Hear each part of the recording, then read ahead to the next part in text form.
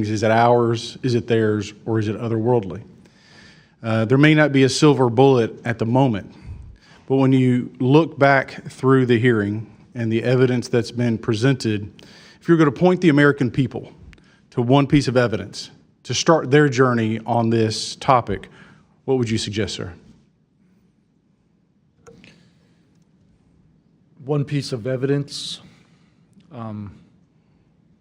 I would start with this hearing, in the first hearing. There is no evidence. But is there a specific, exactly, but is there a specific evidence or footage or document that you think lends extreme credibility to what we're discussing today? I would say this new video we're seeing today is exceptional evidence that we're dealing with something. With the kinetic? Yes. Okay. Mr. Wiggins? Sir, I'd have to say that if just the average person here in America looked at absolutely everything that has come across television, the internet, etc., you can't tell yourself that 100% of what's being recorded is fake or false. You have to, at some point, understand that there's something else out there.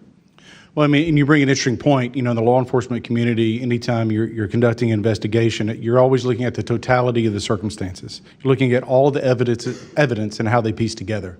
And so that would be my, advice to the American people, that this is a journey that is just beginning from a congressional perspective, but you have decades of data, some of it not real, much of it is, but thanks to Chairwoman Luna, we're now presenting this to the American people. And I think this latest video from Mr. Burleson is something that should get everyone pause.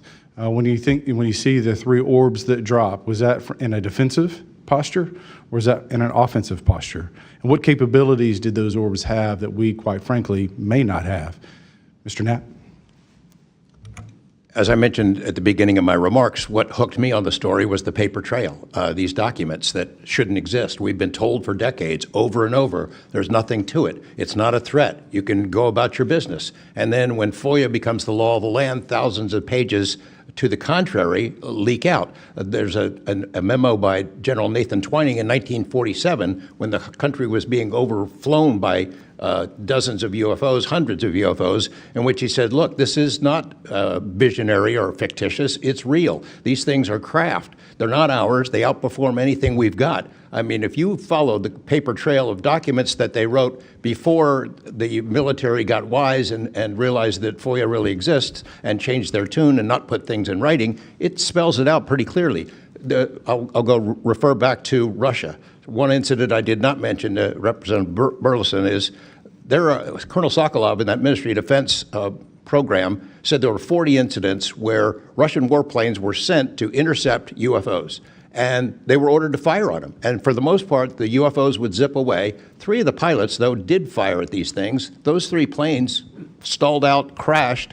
2 of those pilots died. And after that, the Russians changed the standing order. If you see a UFO, leave them alone. No country in the world wants to say and admit that these objects are flying around in our airspace and there's nothing we can do about it. I mean, who wants to say that? The U.S. certainly doesn't, and the Russians didn't either. And I've got to be almost out of time, but Mr. Berlin, then you, sir, real quickly. Yeah, to be honest with you, I think Bob Lazar, and not for the reasons that most would talk about, mainly because Bob Lazar was immediately discredited. They said he never worked where he worked. They said he never did what he did. But yet Bob Lazar showed up with a bunch of friends and a video camera and was filming these test flights in the middle of the desert. So clearly he knew something. Madam Chairman, if I'm out of time, I yield back.